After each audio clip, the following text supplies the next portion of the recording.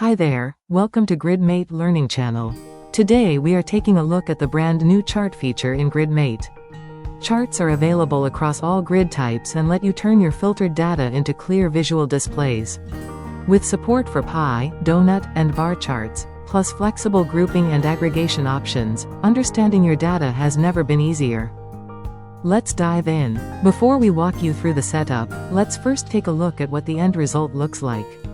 Go ahead and click on the Grid Explorer, then navigate to the Chart section.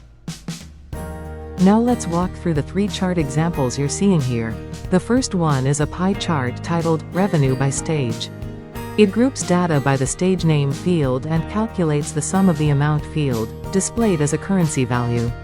Next up is a horizontal bar chart, also titled Revenue by Stage. Just like the pie chart, it groups by stage name and sums the amount field, this time with the dataset labeled Sum of Amount, for clarity.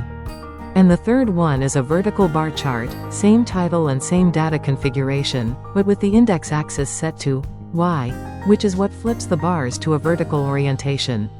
Now let's see how to configure this yourself. Head to the Lightning app builder and edit the page. Scroll all the way down until you see the chart property. Here you simply paste in your chart configuration.